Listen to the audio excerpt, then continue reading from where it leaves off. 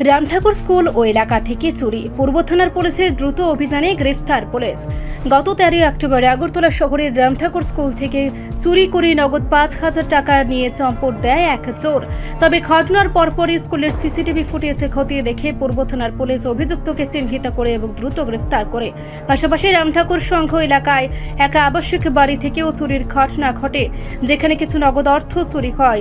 ওই ঘটনার তদন্তে নেমেও একই চোরের সংশ্লিষ্টতা পায় পুলিশ এবং তাকে হেফাজতে নিয়ে জিজ্ঞাসাবাদ শুরু হয়। আজ এই ঘটনার বিষয়ে সাংবাদিকদের মুখোমুখি হয়ে পূর্ব থানার অফিসার ইনচার্জ সুব্রত দেবনাথ বিস্তারিত তথ্য তুলে ধরেন। দুটি আলাদা চুরির ঘটনায় আমরা তদন্ত শুরু করে সিসিটিভি ফুটেজ সংগ্রহ করে চোরকে শনাক্ত করা সম্ভব হয়। অভিযান চালিয়ে তাকে গ্রেফতার করা হয়েছে। আইনি প্রক্রিয়া চলছে। শহরের মধ্যে ধারাবাহিক চুরির ঘটনার পরিপ্রেক্ষিতে পুলিশের এই তৎপরতা জনমনে কিছুটা স্বস্তি ফিরিয়েছে বলেই মনে করছেন স্থানীয় বাসিন্দারা। গত 13 তারিখ আমাদের রামঠাকুর গার্লস স্কুলে আমরা সকালবেলা কমপ্লেন আসে গার্লস স্কুলে চোর ঢুকে এবং ভিতরে ইন্টারনাল যে কলাপসাল গেট, ওই গেট এবং হেডমাস্টার রুম এবং অফিস রুমের তালা ভেঙে এবং আলমারি, স্টিলের আলমারি ভেঙে জিনিসপত্র কিছু চুরি হয়। তো তারা কমপ্লেন করেছে হেডমিস্ট্রেস। কমপ্লেনে দেখা গেছে তাদের আলমারি থেকে 25,000 টাকা ক্যাশ চুরি হয়েছে।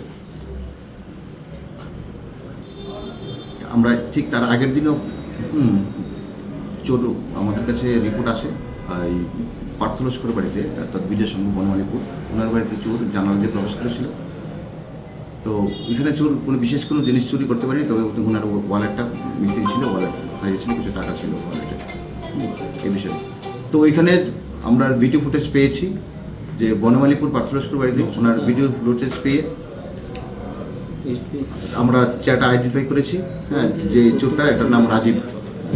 তারপরে আমরা টোটালি তাকে, আমাদের স্টাফ এবং অফিসার, আমরা টোটালি তাকে তল্লাশি করি খুঁজতে। আমিও কালকে সারা রাত্রে ওকে নাইট করেছি। কিন্তু ফাইনালি ওকে কালকে ভোর রাত্রেবেলা আমাদের গোলবাজার তমা চোর নিছিল, হ্যাঁ, রাত্রে 3:30 নাগাদে ওকে আমরা ধরতে পেরেছি। এবং তার কথা অনুযায়ী আরেকজনকে আমরা দীপঙ্কর বসাক, ওনাকেও আমরা অ্যারেস্ট করেছি। তারা একসাথে চুরি করেছিল এবং দীপঙ্কর বসাক এবং চুরি মাল, ওনার ভাঙাচোরার দোকান আছে, উনি সবসময় প্রায়ই চুরির মাল তাদেরকে চোর থেকে কেনে। তো সেই হিসাবে ওনাকেও ধরা হয়েছে আজ। এবং যে রাজীব কর্মকার, ওর কাছ থেকে করে দেখা গেল 5,000 টাকা আমরা ক্যাশ রিকভার করেছি। এবং এই টাকাটা সে স্বীকার করেছে যে স্কুল থেকে যে চুরি করেছে ও সেই ক্যাশ টাকা 5,000 টাকা, বাকি টাকা সে খরচ করে ফেলেছে। এবং বাকি যারা আছে, হ্যাঁ, তাদেরকেও আমরা চেষ্টা করেছি। কিন্তু ওইখানে যে সিসি ক্যামেরাটা, রামঠাকুর সিসি ক্যামেরায় যে ডিভিআরটা চোর নিয়ে গেছিলো, তার স্কিল লেবার, তার জন্য এখান থেকে কোনো আমরা ভিডিও ফুটেজ পাইনি। তো হাওয়ার আমরা ওই টাইমিংটা দেখে আমরা দেখছি, হ্যাঁ, বাকি টোটালি চোরকে আমরা করবো। মাঝখানে চুরি অনেকটা কমে গেছিলো। 10-15 দিন আমার কাছে চুরি রিপোর্ট আসেনি, কিন্তু রিসেন্টলি এই দুটো ঘটনা, চোর প্রবেশের দুটো ঘটনা ঘটেছে। তো এর মধ্যে আমরা চোরকে রিকভারি করতে পেরেছি, হ্যাঁ। এবং আরও একটা দুটো আছে, যে তাদের কাছে জিজ্ঞাসা করে বাকিগুলো আমরা ধরার চেষ্টা করবো। স্কুল থেকে কি শুধু টাকাই নিয়েছে, আর কিছু নিয়েছে? শুধু টাকা নিয়েছে।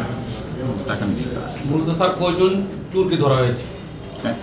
এখন আজকে আমরা দুজনকে পাঠাচ্ছি, দুজনকে কোর্টে করা হচ্ছে। বর্তমানে দেখা যাচ্ছে রিপোর্ট সংবাদ প্রতীক্ষা।